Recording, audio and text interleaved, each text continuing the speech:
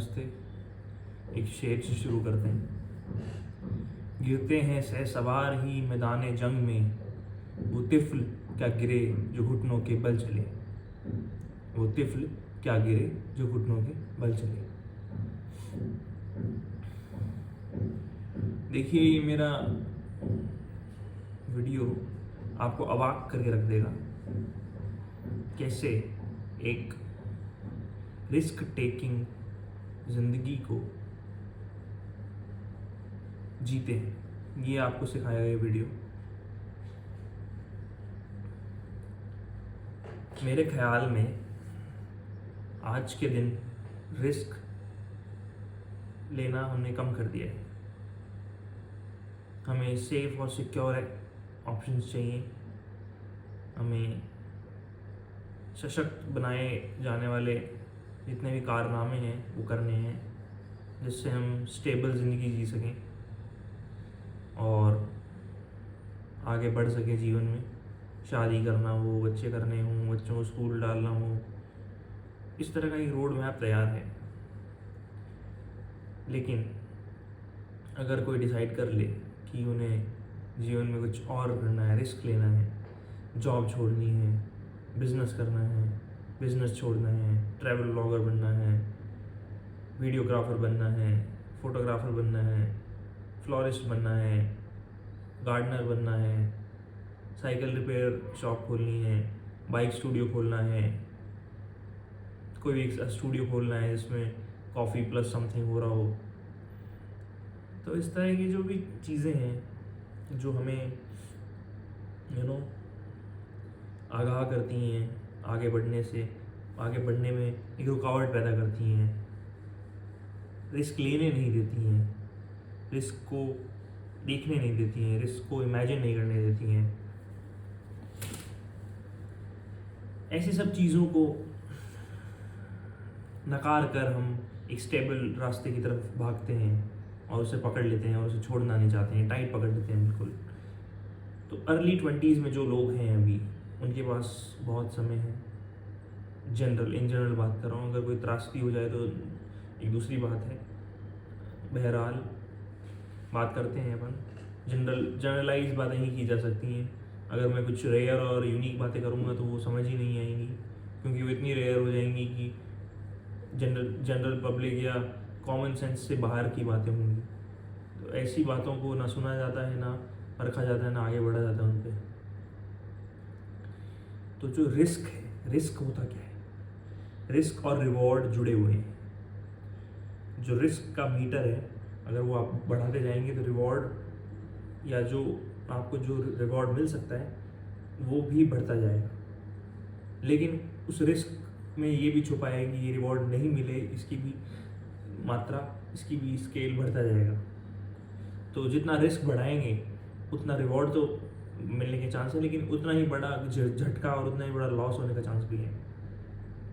तो रिस्क लेना हर किसी की बस की बात नहीं है। जो ले रहे हैं रिस्क, और वो सिर्फ मॉनेटरी बेसिस पे नहीं कहा जा सकता। किसी ने अपना पूरा जीवन लगा दिया। कैलाश सत्यार्थी जी हैं, नोबेल प्राइज विनर हैं, या गांधी जी थे, जो अपना पूरा जीवन ही रिस्क पे लगा दिया, जिन्हें कुछ नहीं चाहिए तो अपने लिए, सब दूसरों के लिए करना है। ये भी एक तरह का रिस्क है। ये भी एक तरह की life of style of life है, जिसमें बिना कोई सोचे, बिना कोई ज़्यादा अपने बारे में ज्ञान किए, बिना स्वार्थी हुए बिना आप आगे बढ़ रहे हैं और लड़ रहे हैं, अपने लिए नहीं, दूसरों के लिए। एक बड़ा गोल मिल गया आपको ज़िंदगी में, इतना बड़ा मुद्दा या इतना बड़ा आपके पास, क्या बोलते हैं उसे, अगर कहीं गोल मिलता है आपको, एक अचीवमेंट आपको करने का एक मौका मिलता है, उस मौके को ना भूलिए, क्योंकि जीवन एक बार ही मिला है। जीवन में ये जो पुनर्जन्म की बातें हैं, ये सिर्फ कथा कहानियों में ही तक सीमित हैं। और अगर किसी को होता भी है तो उसे पुराना जन्म बिल्कुल याद नहीं रहता है, क्योंकि हमें पता है मरने के बाद इस बॉडी में जो रजिस्टर हुआ है वो सब गायब हो जाता है। कि वो बॉडी जल जाती है। जब बॉडी ही नहीं बची तो उसने जो एक्सपीरियंस किया वो कैसे बचेगा। They should be a medium, they should be A register होने वाला कोई एक चीज़ तो होनी चाहिए जिस पर रजिस्टर हो रहा हो, इम्प्रिंट हो रहा हो। जो दुनिया हम देख रहे हैं वो हमारे अंदर रजिस्टर हो रही है और हम जो रजिस्टर कर रहे हैं वही हमें दिखता है। मेरा क्या है ना, डाइग्रेस होके मैं हर बार स्पिरिचुअलिटी की तरफ चला जाता हूँ। तो मुझे उसे रोकना है और उसे कम से कम बात करनी है उसके बारे में, क्योंकि वो इंटरेस्ट ऑफ अट्रैक्शन वो लोगों को पसंद नहीं आ रहा है, जब तो व्यूज़ नहीं आ रहे हैं वीडियो पे। इस तरह की बातें मैं अगर जब करता हूँ और लोग सोचते हैं कि क्या बोल रहा है और ये इतनी देर इसको क्यों सुना जाए, तो लेकिन मेरा कहने का मतलब ये है, अगर आप अपनी 20s में हैं तो आपको रिस्क लेना चाहिए। हाई स्कूल के बाद आप कॉलेज ज्वाइन कर रहे हैं, क्यों कर रहे हैं? सवाल कीजिए, सवाल करना बंद मत कीजिए। सवाल और जिज्ञासा दोनों जरूरी हैं। B sceptical. जितना स्केप्टिकल रहेंगे आप, जितना इंक्विजिटिव रहेंगे आप, उतना ही जीवन में आपको मिलेगा। क्योंकि अगर आपने सोचना बंद कर दिया, जो हमने पिछली वीडियो में बात की थी, सोचना बंद कर दिया और सिर्फ लगे रहे, आप चलते रहे बिना कुछ सोचे, पीछे पीछे पीछे पीछे, एक दिन ऐसा आएगा जब आगे वाले सब हट जाएंगे और आप ऐसे रास्ते पे होंगे जहाँ आप ना पीछे जा सकते हैं ना आप आगे जा सकते हैं। तो इसलिए रिस्क लेना आवश्यक है। ऐसी परिस्थितियों में खुद को डाल दीजिए 20 की उम्र में ही, 20 से 22 की उम्र में ही, कि आप यहाँ तक पहुँच जाएं कि आप को फिर ये नहीं पूछना पड़ेगा किसी से कि मैं कहाँ जाऊँ, मैं कैसे करूँ। आपको ये डर ना हो कि मैं खाऊंगा कैसे, ये आपको इंश्योर करना ही पड़ेगा। आपको कैसे कमाना है, आपको कैसे रहना है, आपको कैसे कपड़े लाने हैं, कैसे आपको अपने खाने का जुगाड़ करना है, कैसे अपने रहने का जुगाड़ करना है, कैसे आपके पति पत्नी, आपकी फैमिली को आपका ध्यान रखना है, कैसे डिपेंडेंट नहीं रहना है। 20 के दिन अगर इस दुनिया में अगर आप बड़े शहर में हैं किसी, तो आपको अगर भूखा मर रहे हैं तो आप बेवकूफ़ हैं और कुछ नहीं है। क्योंकि इतना काम है करने को इस दुनिया में और इतने पैसे हैं लोगों के पास देने को, तो उसमें एक चिंता और एक जो भय जो उठता है ना, उसे आप दबाइए, उसको फेस कीजिए। बल्कि दबाने से भी अच्छा उसको फेस कीजिए। क्या हो जाएगा, एक बार ट्राई तो करते हैं ना।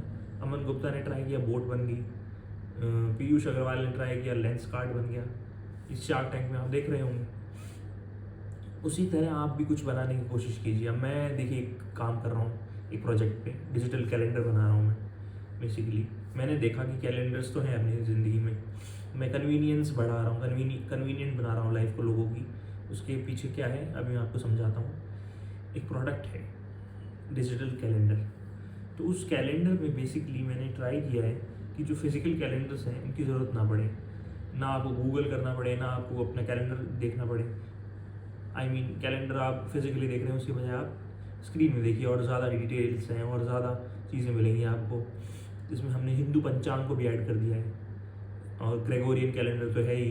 इसमें अपने टास्क डाल सकते हैं, टू डू लिस्ट बना सकते हैं, इवेंट्स ट्रैक कर सकते हैं, एनिवर्सरीज को ट्रैक कर सकते हैं, फेस्टिवल्स के बारे में आपको पता चल जाएगा।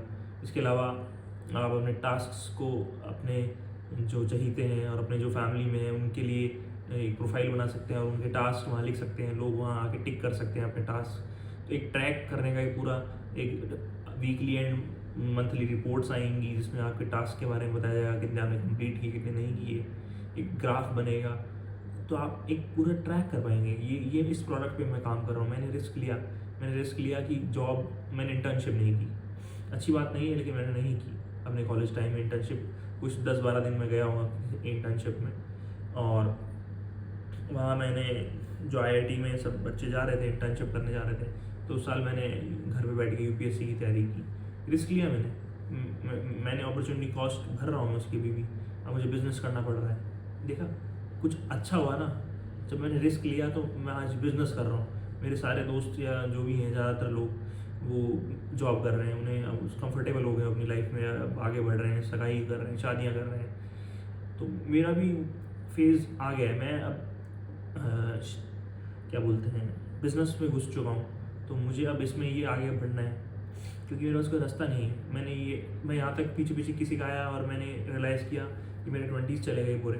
मैंने UPSC में अपना 20s निकाल दिया, लेकिन अब मैंने ठान लिया है, अब मैंने अपने आप को बता दिया है कि मुझे क्या करना है। मुझे एक बिज़नेस खड़ा करना है साम्राज्य को बड़ा करना है, फिर ये नहीं चला तो दूसरा करना है। भय नहीं है, भय हम मिट गया है।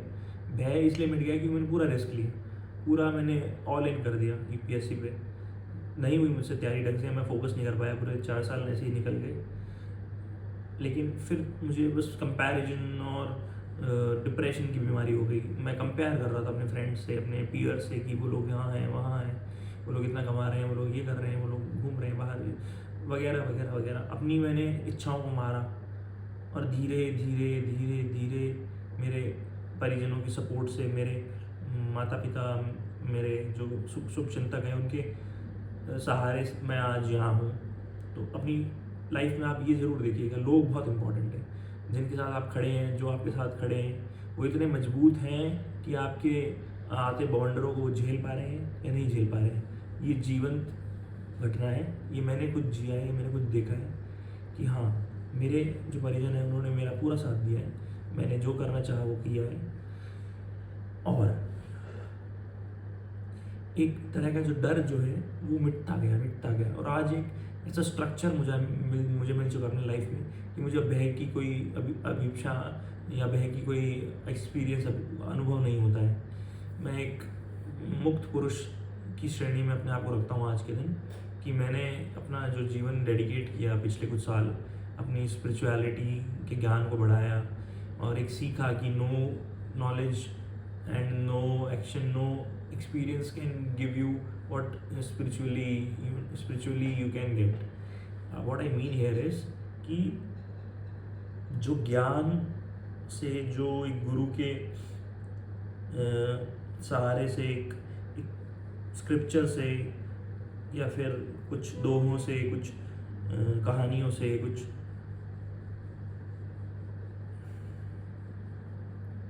एहसास से, कुछ प्रकृति को करीब से देखने से जो भी आप प्राप्त करते हैं ना, वो आपको बस पहले से ही है, बस वो आपको रियलाइज़ करा देते हैं कि आपके पास जो आप जिसे भूल बैठे थे, जिस केंद्र से आप जुड़े ही हैं, जहाँ से आप छटक गए, या जैसा आपको लगता है, एक भ्रम होता है, जो ईगो होता है, वो हमारा भ्रम पैदा करता है हमारे अंदर कि आप अपने केंद्र से अलग हैं और आपको कुछ ऐसा चाहिए जो आपको पूरा कर सके।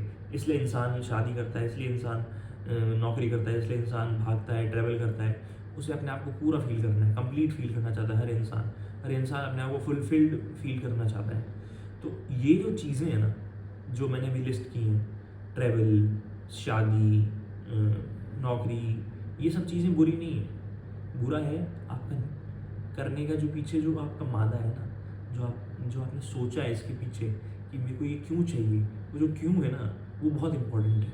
अगर आपका इंटेंशन है कि मुझे शादी सिर्फ भोग विलास के लिए करनी है, मुझे शादी सिर्फ कुछ कोई और भी रीज़न हो सकता है उसके लिए करनी है, तो आप देख सकते हैं ये कितना बाहर से वो दिखेगा, वो प्रेम है उनके अंदर, बाहर से वो दिखेगा हाँ भाई ये एक दूसरे के लिए बने हैं, ये दिखेगा बाहर से। लेकिन अगर उसके मन में यही है, गहराइयों में, मन की गहराइयों में, तो गलत है, थोड़ा गलत है। इसमें ये गलत है कि आप समझ नहीं पाए कि आप क्यों कर रहे हैं। आपने बस एक छोटी सी इच्छा जागृत हुई, उसके पीछे आप चल दिए और आपने हाँ भर दिया, और आपने जो उसके साथ जो आता है वो उसके लिए आप तैयार नहीं है। तो पहले इंसान को तैयार होना होता है। अगर इंसान तैयार हो चुका है इन सब चीज़ों के लिए,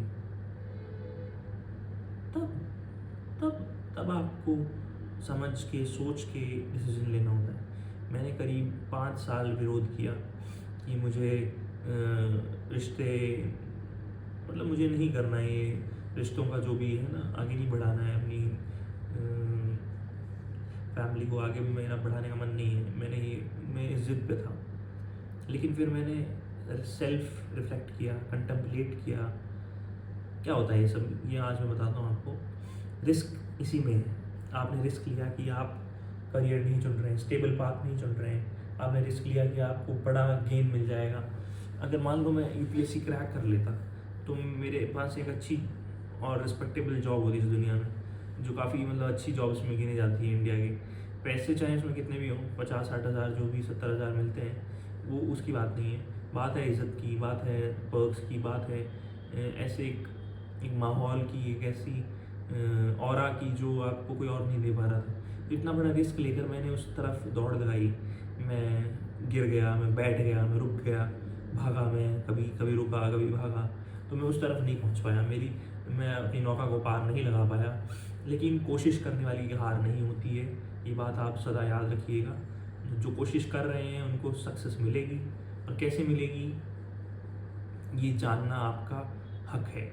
तो इसी हक को मैं समझता हूँ कि हर किसी को पता हो, जो अपनी लाइफ में शुरू के अर्ली 20s में कंफ्यूज हैं, और जो बेरोज़गार हैं, या फिर जो Tier 3 कॉलेज में पहुँच गए हैं, कहीं अच्छा उनको पैकेज नहीं मिलने की आशा है, ना उनको ये आशा है कि कुछ अच्छी उनकी शादी हो जाएगी। एक डर के माहौल में जो जी रहे हैं, उन बच्चों को बाहर निकालना उस डर के माहौल से, ये मेरा मादा है, ये मेरा लक्ष्य है इस वीडियो के माध्यम से। तो मैं इसको पूरा करने की पूरी आवश्यक चीज़ें मैं कर रहा हूँ, और एज ए बड़ा भाई आप मुझे देखिए, बहनों और भाइयों, कि कैसे कैसे इस इंसान ने जिसके पास कुछ नहीं है, ये अपने आप को सक्सेसफुल मान रहा है। जैसे मैं अपना एग्जांपल ही लेके बात करता हूँ। मैंने कुछ ऐसा नहीं उखाड़ा है अपनी आईआईटी के बाद कि जो मुझे कह सकूँ मैं जिसको कि हाँ मैंने कुछ किया है, प्राप्त किया है दुनिया के आंकड़ों में। लेकिन मैंने ये पा लिया है कि अब मुझे कंपैरिजन करने की आवश्यकता नहीं है, अब मुझे नाप तौल करके बताने की आवश्यकता नहीं है कि मैं यहाँ से यहाँ हूँ, या मैं इसके मुकाबले इतना आगे हूँ या पीछे हूँ। ये मैंने कतई बंद कर दिया है। हमारा समाज कुछ स्क्रूटनी, देखिए हमारे समाज में क्या दिक्कत है ना, पॉपुलेशन बहुत ज़्यादा है, रिसोर्सेज स्केर्स होते हैं सोसाइटी में, हमारे देश के पास भी कम रिसोर्सेज हैं, तो उनके लिए जो फाइट है ना वो यहाँ स्टिफ है। जितनी नेक टू नेक फाइट होगी उतना ही आपके लिए समाज में जो कुछ पोजीशंस हैं जो बहुत लुक्रेटिव हैं उनके लिए एक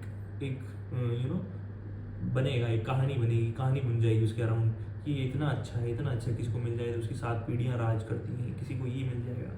तो समझ रहे हैं आप, जो जैसी आपका समाज है, जैसा आपका समाज एक डर के माहौल में ही रहता है, समाज को लगता है कि किसी की सरकारी नौकरी लग गई, किसी की अच्छी प्लेसमेंट हो गई, किसी की अच्छा बिजनेस चल रहा है, तो उनकी लाइफ तो बहुत सेट हो गई है, उनको तो जीवन में कोई प्रॉब्लम नहीं आएगी। इस तरह की सोच काफ़ी ज़्यादा गहरी है हमारे पिछले जो जनरेशन है उसमें, मतलब जो 1970s और 80s में पैदा हुए हैं, उनके 70s और अर्ली 80s में उनके लिए लाइफ एक कंपटीशन थी, एक युद्ध था।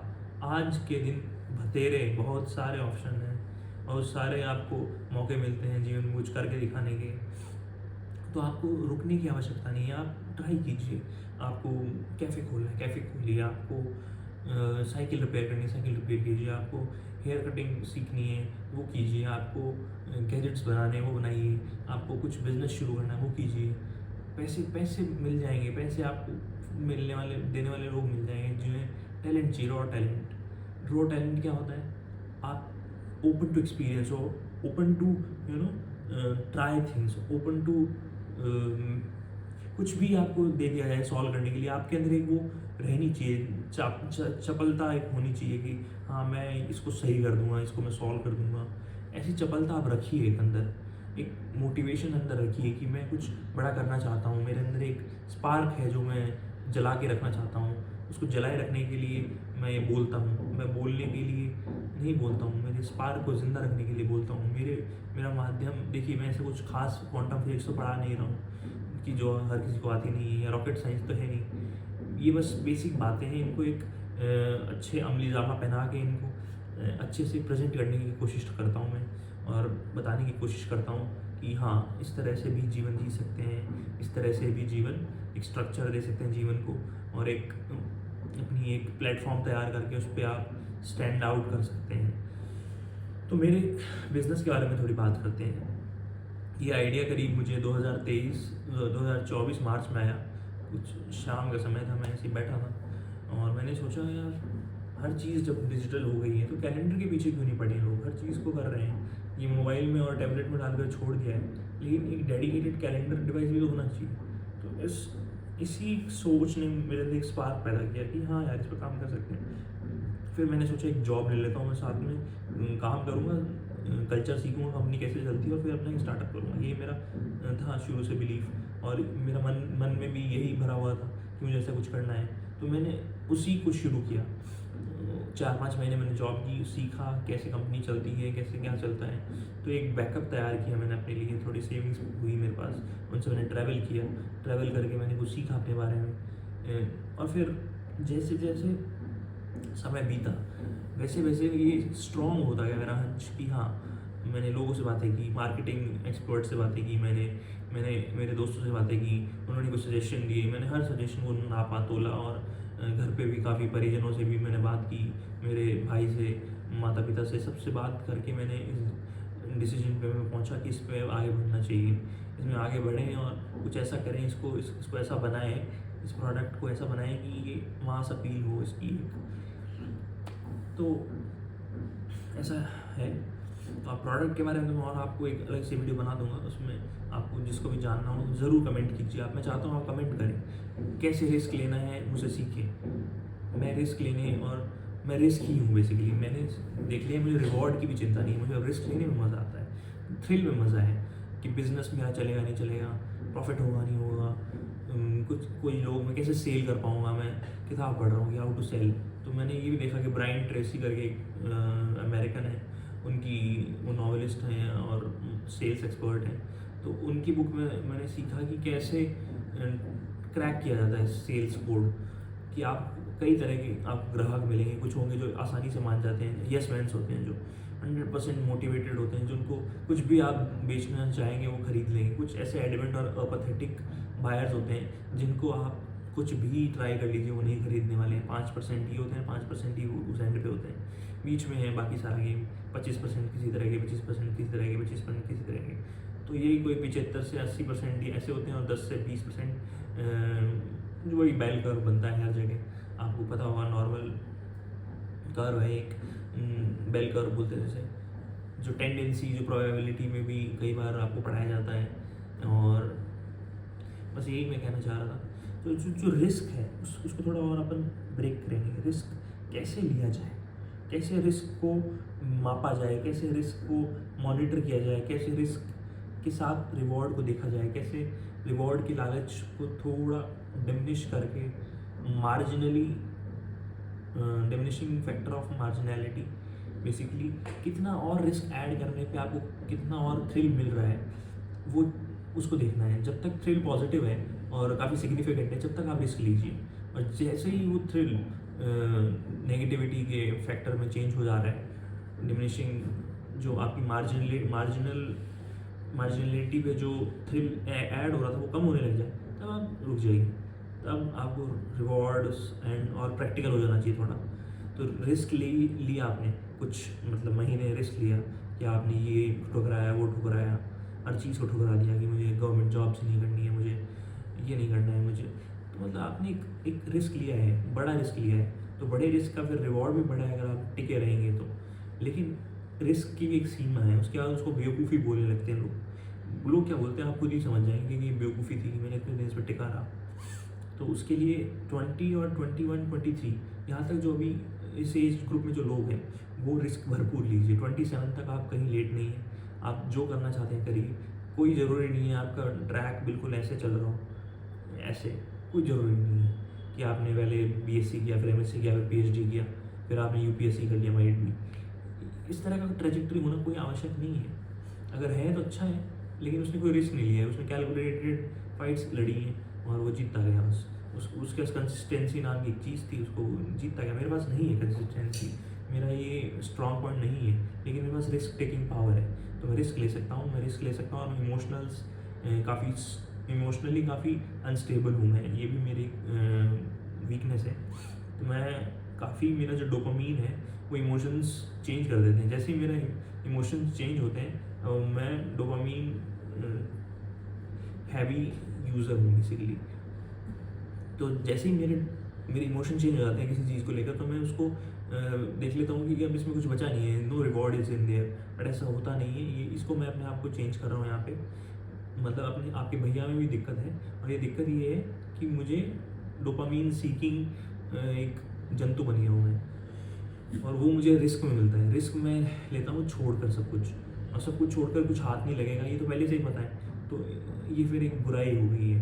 तो इस बुराई से लड़ने के लिए मैंने बिज़नेस स्टार्ट किया और मैंने एक स्ट्रीमलाइन तरीके से रिस्क लेना सीखा कि कैसे आप स्ट्रीमलाइन होके कैसे सेल्फ एम्प्लॉयड हो सकते हो आप, कैसे एक अपना एक बिज़नेस खड़ा कर सकते हो आप। तो इस गहरी बकवास में जो मैंने इतनी देर की है, इसमें आपको ढूंढना क्या है, मिलना क्या है, जो आपको मिलेगा वो है अंत तय है, या तो प्रॉफिट होगा या लॉस होगा, ठीक है, तीसरा ऑप्शन ही नहीं। तो डरिए मत, बढ़िया, धन्यवाद।